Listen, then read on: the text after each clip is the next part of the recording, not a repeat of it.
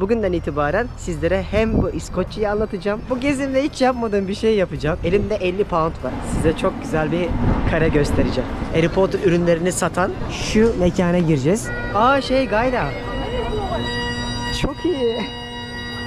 Ülkede 1000'den fazla göl var. Burası o kadar güzel bir yer ki. Birisi demiş ki ben bir köy kurayım. Birleşik Krallık'ta kaç tane pub var biliyor musunuz? Son zamanlarda bir sokakta duyduğum en iyi müzik. Burası çıldırmış, ben onu hissettim yani net. Çok ilginç bir şey okudum dün akşam. Ülke ekonomisine viski ihracatının katkısı %5. Çok beğendim ya, şu binalar, kafeler o kadar tatlı ki. İşte burası ülkeden daha ünlü cadde Victoria Street diye geçen. Türkiye'nin 10'da biri olan bu ülkede çünkü 1000'den fazla ada var. Baksanıza buralardaki ev fiyatlarına. Şu ana kadar benzerini göstermediğimi düşündüğüm bir yerdeyim. O yüzden dostlar sizlere iyi seyirler. Bana da şahane bir gün olsun. İskoçya'ya hoş geldiniz. Türkiye'nin lider su arıtma markası Aura Sebilon Unique sunar.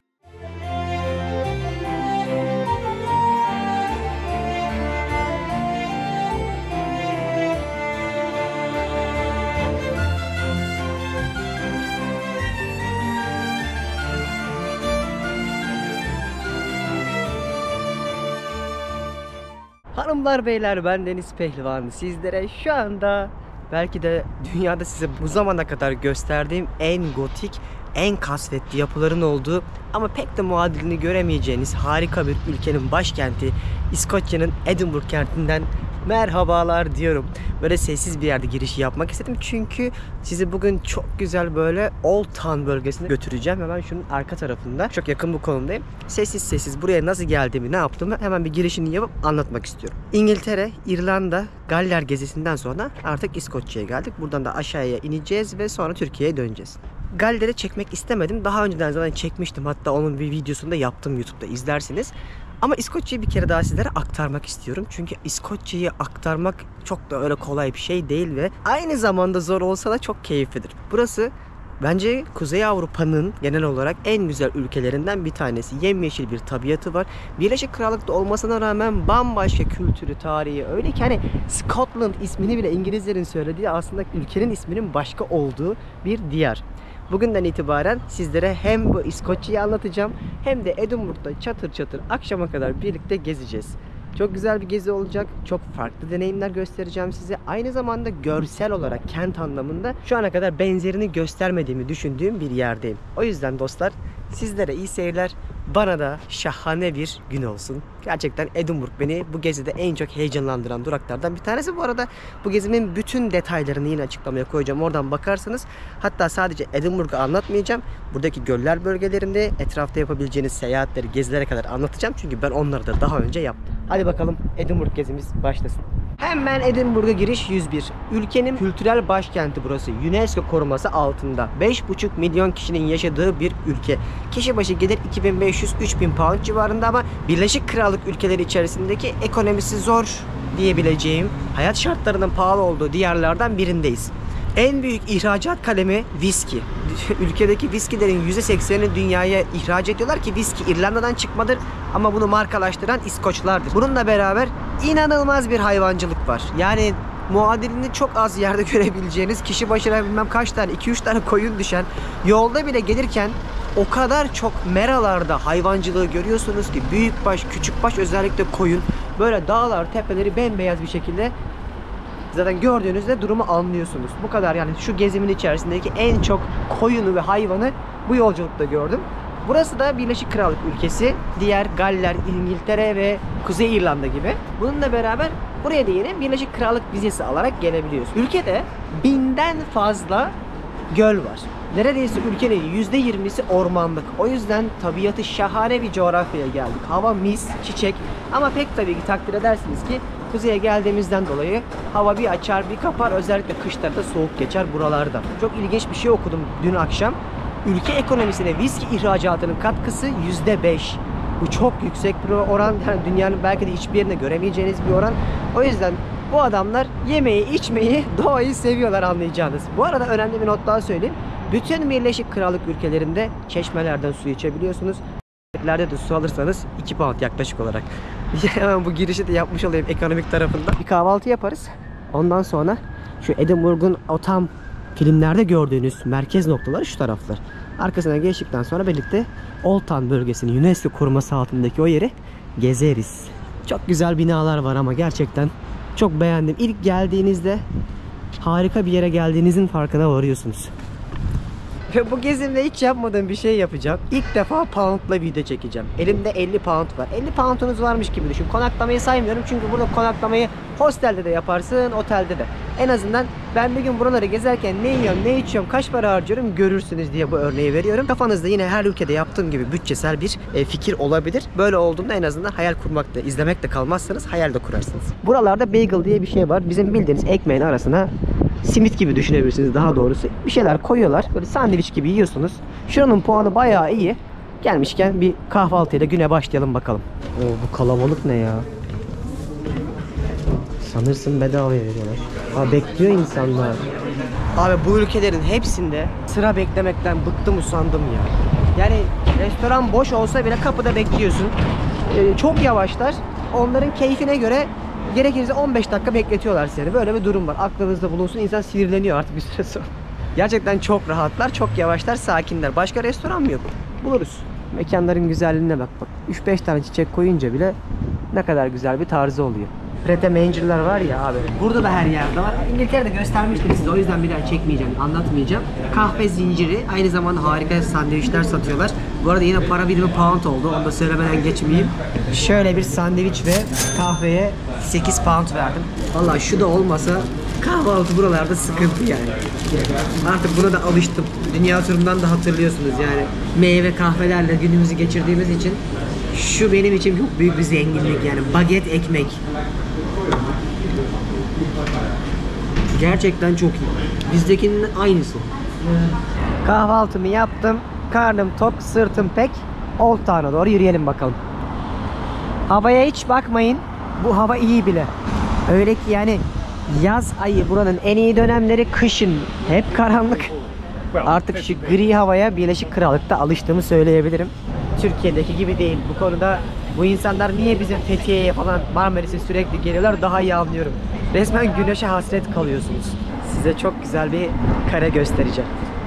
Şöyle dönerken bakın. Tepedeki kale manzarası ne güzel karşılıyor. UNESCO koruması altındaki Old Town bölgesi aşağıda. Burası da Edinburgh Kalesi. Şimdi oraya çıkmayalım. Oraya daha var, bakarız. Bir de oraya çıktığında rezervasyon bilet almamışsan kapıda bilet bulmak çok zor. Ben daha önceki yıllarda gitmiştim buraya. Burası tabi tepeler şehri. Çok büyük parklar var. Kraliyetin sarayları var, müzeler var. Yapacak çok şey var. Edinburgh'a geldiğinizde en az 2 olabiliyorsa 3 gün ayırmanız lazım. Ben burada 3 gün kalmıştım. Sonra bir günde turlarla kuzeye gitmiştim. Çok keyifliydi. Gezilecek, görülecek yer çok olduğu için detaylandırarak size anlatırım ama birkaç sokağa götüreceğim. Çıldıracaksınız. Harry Potter'ın yazarı J.K. Rowling'in kitaplarını, Harry Potter'ı yazdığı yer burası. Birçok kafede de takılıyor. Ona ilham olan kaleler, mahalleler, binalar, sokaklar var. Onların hepsini de göreceğiz bugün. Şu evlerin tatlılığına bakar mısınız? Girişi yaptık Old Town'a. Orta Çağ'ın bütün izlerini görebileceğiniz detayları bu kentte, kadim kentte görebiliyorsunuz. Tabi Birleşik Krallık diyoruz ama aslında bunlar da zamanında hep savaşmışlar. Yani birçok filmlerde de görmüşsünüzdür. Mesela Mel Gibson'ın Braveheart filmine bakın. İskoçlarla İngilizlerin savaşını anlatır. Yani bunlar United Kingdom, Birleşik Krallık olmadan önce Netflix'te de izlediğiniz birçok dizide de görürsünüz. Bildiğiniz kanlı bıçaklılar. Tabi sonra kraliyetle beraber bunların işte dükleri var, düşeleri var. Yani onların çok detayları var. O kadar detaya girmeyeceğim. Ben de unutuyorum sürekli. İnternetten bakarsanız merak ediyorsanız. Bu kraliyetin boyunduruluğu altına girdikten sonra zaten burada huzurlu bir coğrafya olduğu söyleniyor. Yani bugünkü gördüğünüzün arka planında aslında ne kanlar dökmüşler kendi aralarında bile. Şöyle detayları size göstermemin sebebi de burasını çok iyi korumuşlar. Zaten şehir komple de UNESCO koruması altında. Ya yemin ederim o kadar farklı ki yani şu ilk gördüğümdeki şoku size anlatamam, şu manzaraya bak. Şahane. Burası beni gerçekten heyecanlandırdı. Yani yıllar önce geldiğimde bu kadar heyecanlanmadığımı eminim. Niye bilmiyorum, herhalde gezdikçe bir şeylerin güzelliğini daha iyi idrak edebiliyor insan. Çok beğendim ya, şu binalar, kafeler o kadar tatlı ki. Şimdi şurada bir Grass Market, ot pazarı gibi düşünebilirsiniz. Oraya doğru yürüyorum. Grass Market denmesinin sebebi de vakti zamanında ticaretin yapıldığı yermiş. Çiftçilerle burada yaşayan insanlar arasında. Hatta öyle ki Orta Çağ döneminde idamları falan bile o pazar meydanında yaparlarmış. İşte o meydanda burası. Zaten görüyorsunuz 3 farklı yolun tam ortasında kesişiyor. Bu gördüklerinizin büyük bir çoğunluğu publar, barlar, restoranlar. Birleşik Krallık'ta kaç tane pub var biliyor musunuz? 50.000 tane. Burada herhangi bir köye gitseniz dahi pub görebilirsiniz. O yüzden pub buradaki insanların bizdeki kahve gibi düşünün. Sosyalleştiği ama alkol aynı zamanda restoran olarak da kullandıkları mekanlar. Yani publarda full gece hayatı olmuyor. İnsanlar geliyor, eğleniyorlar, sohbet ediyorlar, çocuklarıyla yemeklerini yiyip gidebiliyorlar. O yüzden İskoçya'nın da dört bir yanında pub göreceğiz. Ve harika yerlere geldik. Yani gülümsememden anlıyorsunuzdur. İşte burası ülkeden daha ünlü cadde, Victoria Street diye geçen, filmlere konu olan, özellikle Harry Potter yazıldıktan ve film olarak yayınlandıktan sonra herkesin J.K. Rowling'in ilham alıp yürüdüğü caddeleri meşhur ettiği sokak. Görüyorsunuz bakın arkadaşlar. Çok güzel ama yani gerçekten şu gezimde böylesini, şunu gördüm diyeceğim yer yok yani. Şuraya benzetiyorum diyeceğim yer yok. Çok güzel. Bambaşka bir yere geldiğinizi hissediyorsunuz. Şurada da dediğim gibi bakın Harry Potter çılgınlığını direkt canlı canlı görün. Böyle bir lisanslı Harry Potter ürünlerinin satıldığı yer burası. Bütün bakın Harry Potter hayranları sıraya girmiş. Bu müzelerden, dükkanlardan alışveriş yapmak istiyorlar. Şahane. Dükkana baksana, hani Harry Potter izleyenler ne demek istediğimi anlayacaklar. Hani resmen o pazara gittiği sahne var ya Harry'nin. Onu yaşıyormuşsun gibi. Biz büyücülük malzemesi almaya geldik. Burada böyle viski alabileceğiniz bir sürü shop var ama aynı zamanda burada bir viskilerin koleksiyonunu görebileceğiniz müze de var. Ben oraya daha önce gitmiştim. Adı da Scottish Whisky Experience diye geçiyor. Ama bununla beraber isterseniz kentin dışına çıkan turlar var. Tadımlar yapabiliyorsunuz. Çünkü burada her ailenin, her mahallenin resmen viski markaları var. Hal böyle olunca bu turlara katılıp nasıl üretildiğini, gittiğiniz o köydeki yaşamları, bununla beraber viski tadımlarını yapabiliyorsunuz. Ama geldiniz mesela böyle bir caddeyi gezerken şöyle dükkanlardan birine de girip yine yerel birçok yerde göremeyeceğiniz İskoç viskilerini isterseniz yerinde görebilirsiniz. Buradaki o en meşhur Harry Potter ürünlerini satan, gösteren daha doğrusu orijinal lisanslı olarak şu mekana gireceğiz. Bakalım içerisi nasılmış, sıra bekliyorum. Allah! Hadi bakalım sıra bizde. Ya Harry Potter'cılar şu an deliriyor biliyor musun? Şunların hepsi orijinal ürünler, hepsi. Bunların hepsini satıyorlarmış bak aynı zamanda. Şu baykuş maykuş hepsi mi kullanılmış yani bunların? Şu kalabalığa bak. Yani burada daha çok lisanslı ürünleri satıyorlar ya. Tabii bunun için ölenler var tabiri caizse. Çok büyük bir pazarlaması yapılıyor. Ekonomiye katkısının 7 milyar dolar olduğu söyleniyor. Burada kitaplar da var. Çocuklar için. Harry Potter'ın. Tamamen hediyelik eşya dükkanı ama dediğim gibi lisanslı olduğu için çok fazla ilgi çekiyor. Şu caddedeki, hatta şehirdeki en kalabalık yer burası oldu diyebilirim. Şeyi güzel yapmışlar yani içerinin bir tasarımını farklı bir yere, tarihi bir şehre geldiğini hissediyorsun. Gelmişken görülmeli. Burada da en son fotoğraf çektiriyorsunuz. Yani vallahi bunun tam ben fanı değilim ama kanka ben çok bir şey anlamadım. Daha çok ürün satıyor. Aynen, ürün satışı. En azından biz göstermiş olduk. Yani. Elçiye zeval olmaz. Amma hizmet. Amma hizmeti. Hadi bakalım gezmeye devam. Harry Potter'ın o kadar büyük bir ülkeye pazarlamasına özellikle katkısı var ki arkamda J.K. Rowling'in kitabının doğduğu yer olduğunu iddia ettikleri The Elephant House var. Burada insanlar sırf J.K. Rowling'in kitabı yazdığı, orada hayallere dalıp oturduğu masayı görebilmek, işte o ambiyansı yaşamak için sıraya girip kafede bir şeyler içiyorlar. Bunu da çok iyi pazarlamışlar ve girişinde zaten Harry Potter'ın doğduğu yer olarak bilinen Elephant House Cafe bu caddede 1995 yılında kuruldu yazıyor. Düşünün, bir kitabın, bir filmin dünyaya yaptığı şu dev pazarlamaya bakın. Keza Yüzüklerin Efendisi de mesela Yeni Zelanda'yı patlatmıştı. Onun da bölümünü size yapmıştım, hatırlarsınız. O bölümü de izlersiniz. Ulan ben de amma yere gittim ha, bak. Şöyle bir düşündüm. Vay be, gözüm arkada kalmayacak şekilde yaşadım. Hiç pişman değilim. İşte vallahi ben şu an diyecek bir şey bulamıyorum. Burası Royal Mile diye geçiyor. Buradan aşağıya kadar yürüyebiliyorsunuz. Çok güzel bir bölge. Gerçek anlamda şu ana kadarki gezimde beni en çok etkileyen UNESCO koruması altındaki kent kesinlikle burası oldu. O kadar çok beğendim ki yani kullanacak kelime bulamıyorum. Mesela şöyle bir mekanın içine girsek acaba içeride neler varmış bir bakalım. Rastgele, ben de bilmiyorum. Baksana, içi bile ne kadar güzel. Burası bar ve restoran, işte pub. Buralarda böyle ana caddelerin arkalarına geçtiğinizde sizi çok güzel çıkmaz sokaklar karşılıyor. Onlardan bir tanesi de şurası. James Court diye geçiyor. Bak şimdi sonuna geldiğimizde göreceksiniz.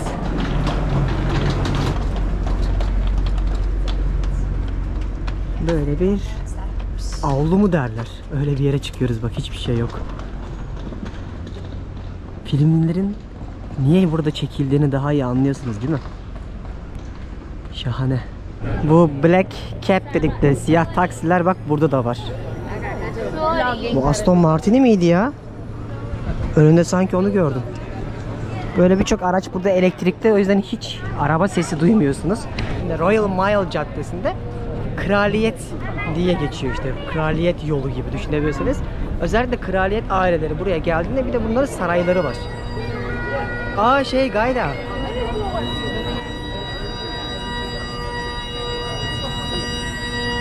Çok iyi. İskoçya'ya hoş geldiniz.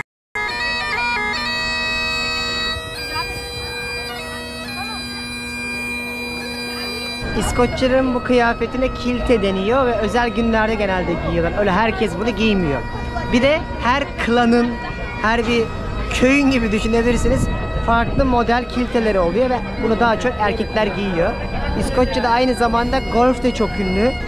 Bu golfün hatta çıktığı yer olarak biliniyor. Bu dağlar, bayırlar, ovalar, çok fazla golf oynayacak yer var ya. Hatta dünyanın en büyük golf tesisi de İskoçya'da. İşte burası da viski tadımı yapabileceğiniz yerlerden bir tanesi. The Scotch Whisky Experience diye geçiyor. Bak size fiyatlarını şöyle bir göstereyim. Böyle kadehlerini 5 pound'dan başlayıp 21 pound'a kadar ödeyecek şekilde alabiliyorsunuz. Burası sokaklarda İskoçlara ait kıyafetler, renklerle böyle sokak sanatı yapan insanlar var. Dayım ya. O kadar çok Hintli var ki bakın. Bındirlerine, alınlarına yapıştırıp, ya bak burada da bunlar da Hintli. Avrupa'da hiçbir şehirde bu kadar çok turist Hintliyi görmedim. Yani turla gelmişler galiba. Bak bunlar da Hintli. Dünyanın yeni bir numarası geliyor. Hindistan. 2 milyar adamlar, 2 milyar. Her yerdeler. Şimdi nereye geldim? Drag Castle'a geldim. Burası bir kale.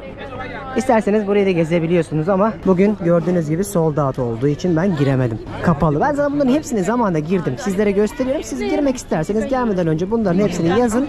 Biletlerinizi de online alın. Çünkü özellikle Ağustos ayında çok yoğun oluyor buralar. En yoğun, havanın da en iyi olduğu dönem, çünkü festival dönemi. Otel bulmak bile zor olur. Ben size şimdi açıklamaya bunların hepsini gezi rehberi olarak yazacağım. Hangi bölgede kalmanız gerekir, hangi oteller iyidir? Bayağı araştırmıştım buralara gelmeden önce, biliyorum. Airbnb falan da yapmıştır. Ev tutup daha önceden. Onları da yazarım. Güzel bir Edinburgh gezisi yaparsınız. Her ülkede olduğu gibi. Bir bilgiye daha paylaşayım sizinle. İskoçya'da 2000'den fazla kale var. O yüzden özellikle buraya geldiğinizde Highlands bölgesi var. Kırsal taraflar olan turları yapmadan gerçek İskoçya'yı göremezsiniz. Edinburgh daha çok turistik ve bir başkent olduğu için size çok bir şey ifade etmeyebilir. Kırsalı görmedikten sonra eksik kalabilir. Glasgow'a hiç gitmeyin. Ben buraya Glasgow'dan geldim zaten. Kuzey İrlanda'dan feribotum İskoçya'nın batısına indi. Oradan Glasgow'a geldim. Glasgow'dan da buraya geçmiştim. O yüzden değmez. Ama sizlere şiddetle kırsala gitmeden İskoçya'yı terk etmemenizi öneririm. Türkiye'nin 1/10 olan bu ülkede çünkü 1000'den fazla ada var. Yüzlerce göller var. Harika tabiat var. Köyler var. Kaleler, kentleri var. O yüzden o kısımları da görürseniz en azından İskoçya'dan mutlu dönersiniz. Şimdi bu kısmı da bitirdik. Diğer tarafa doğru yürüyorum. Gerçekten şu caddede yürümek bile bana şu ana kadar çok keyif verdi. Ana caddenin bir altına doğru gidiyorum şimdi. Çünkü orada size bir şey göstereceğim. Ama çok güzel binalar karşılamaya başladı. Şunun düzenine bakar mısınız? Yani dışarıdan bir merdiven bu kadar güzel bir şekilde, zevkli, keyifli bir şekilde verilebilir. Aşağıdaki denizi görüyorsunuz. Karşı taraflar Norveç, Kuzey Avrupa tarafları ve enlem olarak da aslında biz şu anda İsveç'in güneyindeki birçok kentte aynı enlemdeyiz. O yüzden buralarda buz gibi oluyor. Ve gördüğünüz üzere sabah demiştim ya sürekli gri havadan bıktım bugün şanslıyım diye. Yine griye döndük. Yağmur başladı. Arkamdaki bina Edinburgh Üniversitesi. Özellikle Harry Potter'ı yazarken J.K. Rowling'in o kaleye gidiyorlar ya bütün herkes Harry Potter ve bütün öğrenciler işte onu bundan ilham aldığı da söyleniyor bazı yerlerde okuduğum bloglarda. Bir de içerisini göstereyim. Dışarısı gerçekten öyle. Yani o kulelerin falan binanın renginin, tasarımın detaylarında bunu anlayabiliyorsunuz. Tabii ki o da birçok şeyi buralardan görerek, esinlenerek bu kitabı yazdı. Sonuçta hayali de olsa bir şeylerden isim olarak bile ilham aldığı detaylar varmış. Hatta onu bir mezarlıkta bile size göstereceğim birazdan. İçerisi de çok güzel. Abi çizilmiş gibi ya. Şuna baksana.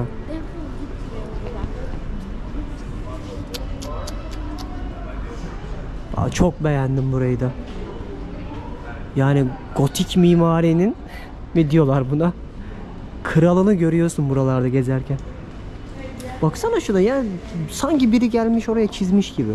Şimdi yukarıdan aşağıya indim. Burası Princess Street Gardens diye geçiyor. Bir kentin ortasında yine bir park var her yerde olduğu gibi. Burası da ulusal müzeleri National Gallery. Buna girmeyeceğim. Daha önceden girmiştim. Siz girmek isterseniz girersiniz.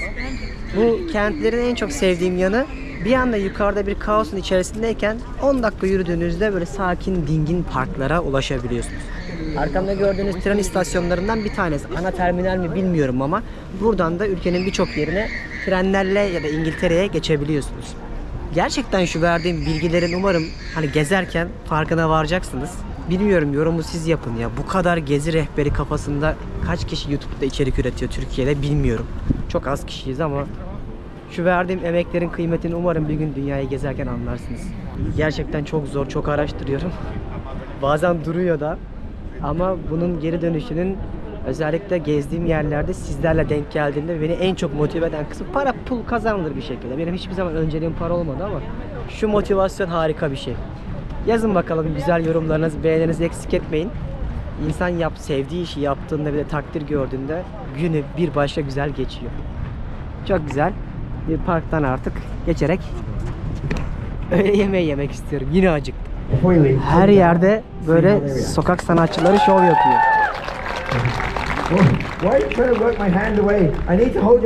Yine söylüyorum, bu konuda Avrupa'ya çok özeniyorum. Darısı bizim de başımıza gençler. Sam. İskoçya'nın haritasına baktığınızda etrafında devasa bir deniz, okyanus görürsünüz. İşte bu yüzden ülkede sıkça tüketilen bir diğer ürünlerin ana temel ürünlerden bir tanesi de deniz mahsulü. Ve aynı zamanda çok ciddi de bir ekonomiye katkısı var. Milyarlarca dolarlık ihracat yapıyorlar. Keza Norveç, İsveç gibi somon da üretiyorlar.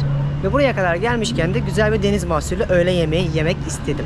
Kentin merkezinde çok yer olsa da bizim Sinan abi var, rehber. Önceki videolarda tanıştırmıştım sizi. Bu da çok güzel bir deniz mahsulü yapan, şehir merkezinin dışında daha lokal bir yer önerdi. Oraya doğru ilerliyorum. Fish and chips de yiyebilirdim ama Canım böyle çok fish and chipslik bir şey istemedi. Yağlı oluyor çünkü. Böyle arka mahallelerde kentin tepesinden aşağıya inerek yemek yiyeceğim yere gidiyorum. İşte burası. Mussels Inn Seafood Restoran. Midyehanı Deniz Ürünleri Restoranı. Böyle içerisi gayet şirin, şık bir yer. Size birazcık da menüyü göstereyim. Bakın arkadaşlar, fiyatları anlayın.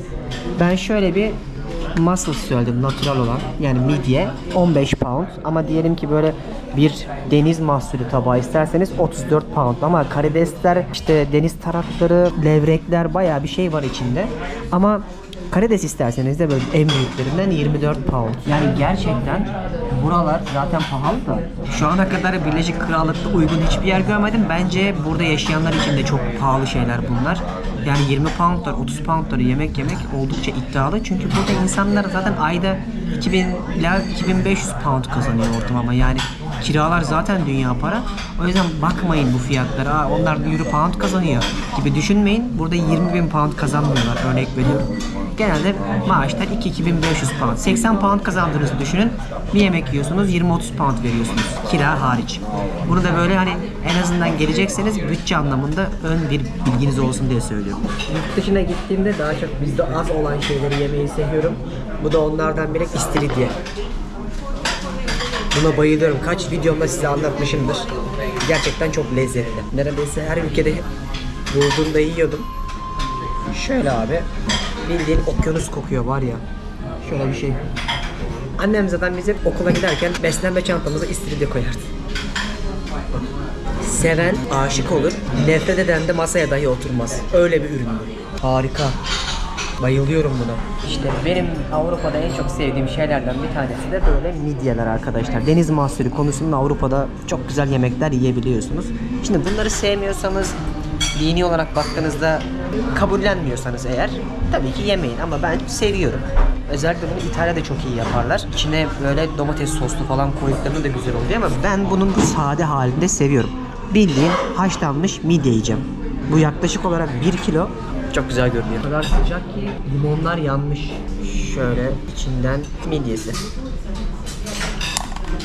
Şahane. Çok beğendim. Biraz sonra gerçekten deniz mahsulü komasına gireceğim. Tam 1 kiloydu. Hepsini yedim. Gerçekten çok açmışım. Harikaydı. Seversiniz sevmezsiniz, bunu tercih meselesi, ama ben çok beğendim. Şimdi enerjiyi aldıysak Edinburgh'daki gezimize kaldığımız yerden devam edelim. Ben Edinburgh'daki birçok tepeye çıktım, gezdim, şehri tepeden izledim falan. Onları daha önceden yaşadığım için şimdi burada Dean diye yazılı Dean adında bir köy var, oraya gidiyorum.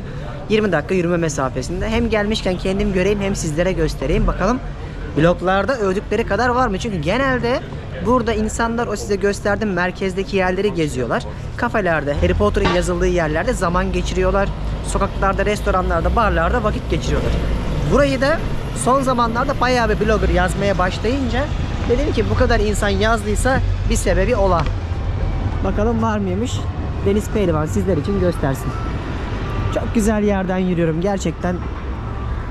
Yani son zamanlarda bir yeri gezerken bu kadar keyif aldığımı hatırlamıyorum. Şahane. Bak buralar daha sakinleşti, görüyor musunuz? Yine burada da bak merkezdeki gibi çok güzel binalar var. Yani kentteki mimariyi korumuşlar. Sadece bir Old Town bölgesinde işte turistler çekmek için UNESCO korumasında gibi düşünüp de sadece oraya odaklanmamışlar. Kentin her yeri böyle. Yani Google'dan fotoğraflara bakıyorum, başka gideceğim yerlere. Oralarda aynı. Tam bir orta çağ izlerini yaşayarak gezebileceğiniz ülke yapmışlar. Gördüğünüz yer bak Castle Rock. Size dedim ya sabah bilet kalmamış, giremedim içeriye dedim. Yer orası işte, bildiğiniz çok güzel korunmuş yine bir kale görüyorsunuz. Arka yüzünü gösteriyorum şu anda da. Bunun aşağı taraflarındayız. O yukarısı işte Old Town bölgesiydi. Bira olmayan masa yok. Çok seviyorlar birayı. Kahvaltıda burada bira içen insanlar gördük. Şaşırmıyorum buna. Onların dünyada en çok birayı tüketen ülkelerden bir tanesiyiz sonuçta. Onların da böyle bir kültürleri var. Şimdi bu arada Instagram'da da storyleri paylaşıyorum. Takip etmediyseniz bakın, bir hayalin peşinde hesabım bu. Oradan takip edin çünkü Instagram'da daha hızlı, her şey daha anlık olabiliyor. Orada da böyle uçak kampanyalarını falan bayağı paylaşıyorum. Anlık olduğu için. Orada da takip ederseniz gezi rehberlerimi görürsünüz. Güzel, burayı da çok beğendim. Burası da başka bir dünya. Yol boyunca çok güzel böyle binaların olduğu bir mahalleye geldim. Burada yaşayan insanların hayatlarından bir mahalleye geldiğinizi zaten az turist görerek anlıyorsunuz ve çok güzel de bakın şurada bir park var. Onun etrafından dolaşıyorum. Geze geze gidiyorum. Çok beğendim buraları da. Yani şahane yerler ve görüyorsunuz hep bir düzen içerisinde. Restore edilmiş olanlar bile bir şekilde uyum sağlatılarak o dokuyu bozmadan restore edilmiş. Helal olsun. Bu sene ayrıca çok ilginç yerlere gideceğim. Mesela sizce hangilerine gidelim? Kuzey Kore, Etiyopya, Namibya, Venezuela, Meksika, Güney Afrika, Amerika, Kanada. Bunlardan hangisine gidelim? Yazın yorumlara. Planlarını yapmaya başladım. Çok uygun uçak biletleri buldum. Hatta Instagram'da da paylaşıyorum bunları. Gerçekten hani erken aldığınızda ve doğru yerden aktarma yaptığınızda vizeniz de varsa çok fark ediyor. Türkiye'den uçuşlara bakarsanız yani normal bilet fiyatları 2-3 katını görürsünüz. O şekilde dünya gezilmez. Bunları da çok detaylı olarak Instagram'da anlattım. Çünkü birçoğunuz bilmiyorsunuz. Direkt giriyorsunuz Google'dan, İstanbul'dan direkt uçuşlara bakıyorsunuz. Tabii o zaman çok pahalı olur. Biz bunları anlattık. Dünya turunda da söyledim. Singapur'dayken, Malezya'dayken, Bali'deyken aktarmaların önemini ve bilet fiyat etkisini, düşük bütçeli havayolu şirketlerinin neler olduğunu hepsini bahsetmiştim. Önceki bölümleri izlerseniz, sadece videoları izlemezseniz hayal kurup sizler de bu hayallerinizin peşinden gidip gerçeğe dönüştürebilirsiniz. Bu kadar basit. Yaklaştıkça daha da güzelleşti, daha da sakinleşti her yer. Bütün geçtiğim mahallelerin ortasına çok güzel böyle parklar yapmışlar. Film setini geziyorum şu an. Resmen onu hissediyorum. Buraya çoğu insan Edinburgh'a geldiğinde kaçırıyormuş. Ben de onlardan bir tanesiydim. Bu sefer kaçırmaya niyetim yoktu. Gerçekten buraya yürürken bile çok keyif aldım ama asıl güzellik birazdan başlayacak. Fotoğraflara falan baktım. Çok güzel bir köye benziyor. Abi çok güzelmiş gerçekten de. Bak böyle harika, aynı taşları kullanarak yaptıkları köylere bayılıyorum. Şu evin güzelliğine bak. Hepsi aynı tasarım bak. Kahverengi ve koyu tonlarda binalar, beyaz pencereler. Şu aşağısında nehir görmüştüm fotoğraflarda. Oraya doğru yürüyorum şu an. Burası o kadar güzel bir yer ki yani birisi demiş ki ben bir köy kurayım. Huzur buradan. İsviçre'dekiler gibi var ya, Heidi'nin köyleri gibi. Onun gibi düşünün. İçinden nehir geçsin. Sessiz, sakin böyle. Bütün binalar uyum içerisinde olsun. Her yerde park olsun. Dedikleri yer burası olsa gerek. Harika. Çok beğendim. Şöyle bir göstereyim. Yani gel burada 3-4 saat dolaş. Hiçbir şey yapmasan da olur. Şahaneydi. Çok beğendim burayı. Gerçekten yani hiç ayrılasım bile gelmedi. Çok huzurlu, görseli harika. Özellikle hanımların bolca fotoğraf çekecekleri bir durak.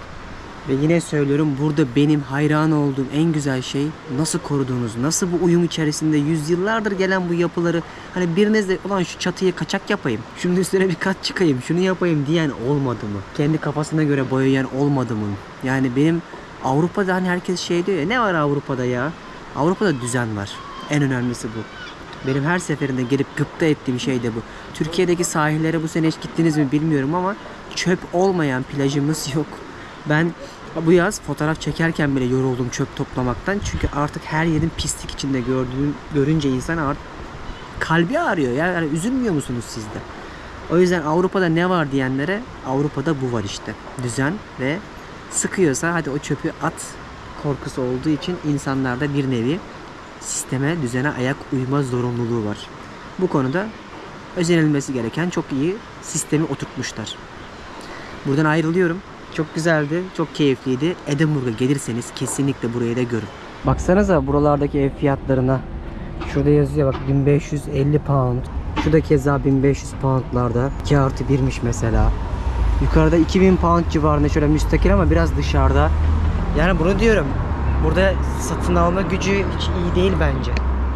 Okuduğum makalelerde, buradaki duyduğum, izlediğim videolarda da hep bunu söylüyor zaten. Buralarda yaşamak kolay değil. Ben öyle olduğunu düşünüyorum. Burada yaşayan varsa yazsın yorumlara, ki normalde hep tam tersini söylerim, bilirsiniz. Ama gerçekten Avrupa'da da enflasyon buralarda özellikle ciddi manada etkisini göstermiş. Bunu nereden anlıyorsunuz? Mesela bir restorana gidiyorum ya, önceki yıllardaki menüye bakıyorum. Aradaki farkı anlayabiliyorsun. Net bir yılda %20 özellikle yeme içmede fiyat farkının, enflasyonun olduğunu gördüm şu ana kadar. Buradan ayrılıyorum, yine bu mahalleden dolaşa dolaşa Eskişehir'in merkezine gidiyorum eksik kalan parçaları tamamlamaya. İskoçlar bira içmeyi, barlarda takılmayı, sohbet etmeyi çok sever demiştim. Birleşik Krallık'ta da 50.000 bar olduğunu, pub olduğunu söylemiştim. Bakın o publardan bir tanesi, hiç turistik olmayan bir yerde göstereyim. Bak 1903 yılında açılmış burası. Nereden baksanız 120 yıllık. Ve böyle İskoçlar gelir, sohbetlerini eder. Hep erkekler var daha çok.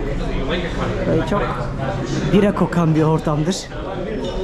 Ve neredeyse bütün publarda böyle slot makineleri var. Ve kumar serbest buralarda. Birleşik Krallık'ta her yerde oynayabiliyorsunuz. Gelmişken şöyle size bir pub örneğini de göstermek istedim. Hani demiştim ya, bizdeki kıraathane mantığında diye, kahve gibi. Dayıları gördünüz işte, hep 60 yaş üstü oturmuşlar, bira içerek gündemi konuşuyorlar. Resmen kalenin etrafından dolaşıp size Edinburgh'u böyle 360 derece döndürüp sabah başladığımız yere getirdim. Burada bak gençler oturmuşlar çimlere, günün yorgunluğunu atarak güzel bir Edinburgh manzarası izliyorlar. Şato gibi her şey değil mi? Şu yazan şey var ya, Granny's Green Steps diye. Oradan yukarıya çıktığınızda kaleye kadar gidebilirsiniz. Oradan güzel manzaralar da var. Ama bir de bunun karşı tarafında şu ara sokakta çok güzel manzaralar var. Bunları yeni keşfettim. O yüzden sizlerle ilk defa paylaşıyorum. Daha önceki zaten İskoçya bölümümü de açıklamaya bırakacağım. Onu da izlersiniz. O YouTube bölümünü de. İkisini de bütün yapıp ona göre gezi de çıkartabilirsiniz. Deniz kardeşiniz geçsin size rehberler çıkarsın. Oh! Ne güzel. Keşke biri de bana çıkarsa. Şaka maka keyfini çıkarın. Güzel şeyler bunlar. Yaşadığını hissettiren şeyler. Hayır, şurada ne oluyor olabilir ki bu kadar bir sıra var daha kentin girişinde, görüyor musunuz? Yani ne acaba? O kadar merak ettim, gidip bakacağım. Dondurmacı gibi bir şeye benziyor. Evet, dondurmacı abi. Burası bayağı ünlü bir yermiş. Mary'nin milk barı, süt barı. Şuraya bak. Bir yer var ya, ünlü olmasın. Canını çıkardılar. Dünyanın dört yanından bak millet var. Hep bu sosyal medya sayesinde ki hala gidiyor. Özellikle girişimciyseniz, işletmeniz varsa gerçekten sosyal medyayı çok iyi kullanın. Yani sosyal medyayı iyi kullanıp iyi bir ürünle birleştirip başarısız olma ihtimaliniz yok. Bunu unutmayın yani. Ben bunun çok örneklerini gördüm. Gençler işte buraya gelip oturuyorlar. Şurası meşhur merdivenlerin olduğu yer. Buradan işte Edinburgh'daki o kaleyi görebiliyorsunuz. Bir de şu ışıklarla beraber bir bütün olduğu için fotoğraf çekmek için geliyorlar. Daha çok Instagram'a. Sırf böyle patlamış burası ama bence çok daha güzel yerler var. Az önce bir Türk abiyle denk geldik. Diyor ki buranın içinden geçtiler pandemiden sonra fiyat anlamında dedi. Ben çünkü hani çok gerçekçiyimdir arkadaşlar. Ben taraf tutmam, doğrusu neyse, yanlış neyse söylerim de. Eleştirel anlamda. Yani ben her şeye muhalefet bir adamım çünkü. Gerçekten buralar patates olmuş tabiri caizse. Ben inanamadım yani bu fiyatları gördüğümde. Amerikalılar, Almanlar bile geldiğinde siz burada nasıl yaşıyorsunuz diyorlarmış. O yüzden burası gerçek anlamda yaşamanın zorlaştığı yer oldu. Pandemiden önce falan çok iyiydi diyorlar. Bunu çok her yerde duyar oldum, biliyor musunuz? O pandemiyle beraber bütün dengeleri mahvettiler. Allah sonumuzu hayır etsin. Zengini daha zengin yaptılar, fakiri de daha fakirleştirdiler ne yazık ki. Sabahki o ilk başladığım yol vardı ya, yukarıya doğru çıkmıştım, o Harry Potter'ın orijinal ürünlerinin satılan yerin olduğu yer. Grass Market burası. Bir şey söylemeyi unuttum. Burada idamlar falan yapılıyordu ya, giyotinle yapılıyormuş. İnternette baktım, insanları burada giyotinle kafalarını kesiyorlarmış. Günümüzde de burası çok canlı, böyle barların, pubların olduğu bir yer oldu. En çok kalabalığı burada görüyorsun. Sabah soldan gitmiştik. Burada yol ayrılıyordu. Şimdi sağdan devam ediyorum. Bir de bu tarafını gezelim bakalım nasılmış. Bu yoldan devam ettiğinizde Elephant, yani fil evi diye bir yer var. Elephant House adında. J.K. Rowling'in Harry Potter'ı ilk orada yazdığını bunlar da iddia ediyor mesela. Aslında kendisi bu sokaklarda böyle dolaşarak, ilham alarak, gördüklerinden esinlenerek Harry Potter'ı yazmış ve bu kafelerinde hepsi şu anda bir yarış içerisinde. Bu sefer bu tarafı gezeceğim bakalım. Güzel miymiş? İlk izlenimlerim şahane. Ama gördüğünüz gibi kapanmış. Boşa gelmedik. Sonuçta yolumuzun üstündeydi. İleride çok ünlü bir mezarlık bölgesi var. Mezarlık deyip geçmeyin, gidince göreceksiniz. Oraya doğru yürüyeceğim şimdi. Şurada 1772 mi yazıyor? 250 yıllık şu pub. Nereden baksanız. Hatta köpek de işte Bobby'nin kaldığı inn. Edinburgh polisi olan bir adamın köpeğiymiş. Gece bekçiliği yapıyorlarmış beraber ve bu köpek ve sahibi öldüğünde köpek olduğu yerden, mezarından hiç ayrılmamış. Bu durumdan bütün şehir çok etkilenmiş ve onun anısına böyle bir anıt yapmışlar. Ama pub'la ne alakası var onu anlamadım. Burada şöyle bir Greyfriars diye çok ünlü mezarlık var. Şimdi niye geldiğimi anlatacağım size içeride. İşte burası bildiğiniz mezarlık. Ülkenin önde gelen insanların mezarları bulunuyor ve J.K. Rowling oradaki kafeye oturduğunda buralara da bakıp ilham alıyormuş. Özellikle Harry Potter'ın o filmindeki birkaç detayın burada hangi mezar olduğunu falan da gösteriyorlar. İnternetten bakarsınız. Şimdi tek tek onunla uğraşamayacağım ama burası bile turistik onlar için. Görüyorsunuz insanlar az önce çocuklarıyla gelmişler. Burada yürüyüş yapıyorlardı. Böyle çok ilginç tasarımları olan, çok ilginç şekillerde mezarlıklar görüyorsunuz. Baksana tek tek böyle geziyorlar içeride. Mezar mezar bakıyorlar. Tabi yazılar bayağı gitmiş ama daha çok Harry Potter'ın o kitabı ve filminden dolayı burayı da bir şekilde şehrin turlarının içine dahil ediyorlar, biliyor musunuz? İlginç bir mezarlık. Böylesini daha önce görmedim. Yani daha farklı konseptli mezarlıklar gördüm. Lviv'dekini hatırlıyorum, Buenos Aires'tekini hatırlıyorum. Bu şekilde olanını ilk defa görüyorum. Yine şehrin aynı kayaç yapısındaki taşları kullanarak birebir aynı şekilde yapmışlar mezarlıkları bile. Bunlar şimdi anladım, daha çok aile mezarlıkları. En üstte ilk gömülen kişi, sonra ailelerin isimlerini tek tek ölüm ve doğum günlerine göre yazmışlar şuradaki duvarın üstünde. Ben böyle mezarlıkları gezerken şey hissediyorum abi, o kadar işte milyarlarca insan gelmiş dünyaya ve gitmişler. Biz de onlardan biri olacağız. Bu toprağın altına gideceğiz yani. İnsan hiç ölmeyecekmiş gibi yaşıyor değil mi? Ama her şeyin bir sonu olacak. O yüzden zaman çok hızlı geçiyor. Şu hayatı dolu dolu yaşamak lazım. Toprak olacak bir bedeni de çok fazla ego, hırsla, nefretle, öfkeyle, kıskançlıkla doldurmaya gerek yok. Çok da önemli değiliz yani. Geleceğimiz yer belli. Yine mesajı verdik, hadi bakalım. Bir kahveyi hak ettim. Size sabahtan beri çok güzel bilgiler veriyorum. Yemeğimizi yedik, üstüne de bir kahvemizi içelim. Abi! Yine o sabahki ana caddeye geldim. Burası güzel ya. Burada böyle boydan boya dolaşsam bile sıkılmazsın. Yine enstrümancı abiler iş başında.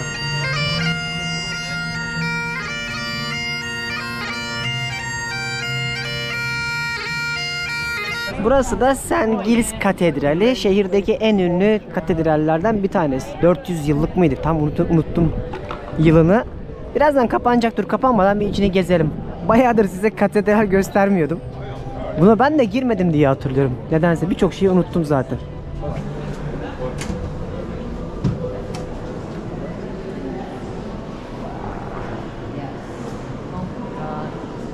Bunu da çok güzel korumuşlar ya. Şuradaki vitraylara bak. Bu da çok güzel. Giriş ücretsizmiş bu arada. Para falan vermedik.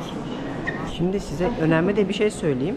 İrlanda ile Birleşik Krallık arasında önceki bölümde anlatmış olmam lazım. Protestanlık ve Katoliklik arasında dini gibi görünen ama aslında Cumhuriyetçilerle kraliyeti destekleyenler arasındaki bir çatışma var. Yıllarca da zaten bunu özellikle Kuzey İrlanda'daki kaosta ve karmaşada anlayabiliyorsunuz. Onu önceki bölümde anlatmıştım, evet, aklıma geldi. Onu da izleyin. Özellikle bu iki adadaki mezhep ve kraliyet mücadelelerini de anlayacaksınız. Yani buralarda bile hala günümüzde benzer çatışmalar din gibi görünse de olabiliyor. Kiliseleri gittiğinde bir abi söylemişti. İtalya'da mıydı? Neredeydi? Her geçen gün Avrupa'da insanlar dinden uzaklaşıyor. Kiliseler bak ne kadar boş kaldı diyordu. Ve bu çatışmalar ve dinden uzaklaşmalarla beraber artık benim de dikkat ettiğim bir şey var. Kiliseler tamamen sanki turizm noktasına dönüşmüş dini mabetlikten çok. Bunu dememin sebebi şu: eski ilgi, merak, talep yok. Bunu ben demiyorum. Bunu Avrupa'da yaşayan birçok rehber de benzer şekilde söylüyor. Gelmişken görülebilir yol üstündeki bir katedraldi. Şimdi buradan artık çıkalım bakalım. Dünyanın dört bir yanında benzerini her yerde gördüm yani. Anlattığımda Ama siz daha önce görmediyseniz Edinburgh'a gelmişseniz bir görebilirsiniz. Gelmişken uğranabilir. Meydandayız. Yürümeye devam. Bir kafe bulamadım hala. Bu abla ne yapıyor böyle ya? Saçlar çok iyi değil mi? Ben de mi böyle yapsam? Geleneksel İskoç. Suratını kapatıp turist deyip diye kafa güzel ya. Yine trafiğe kapatılmış caddede olmazsa olmaz sokak sanatlarını icra eden bir genç.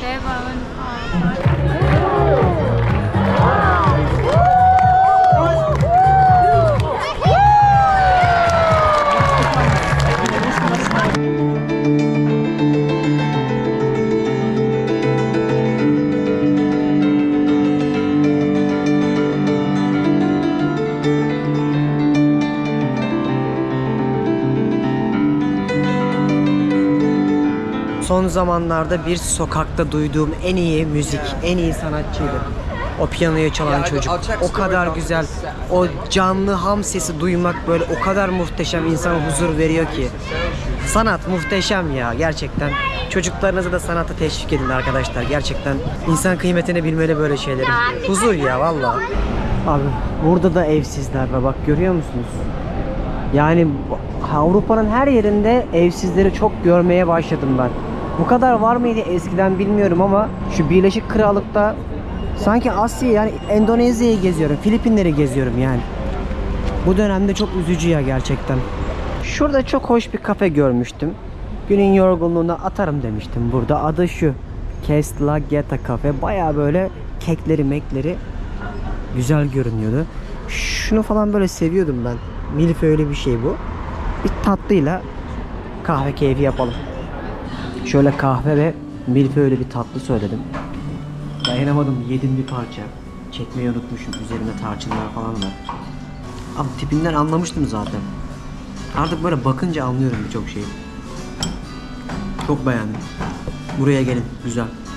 O kadar güzeldi ki tatlıyla kahve sadece 6,5 pound verdim. Bu arada yolda giderken bir şey dikkatimi çekti. Size ben hiç burada market göstermedim.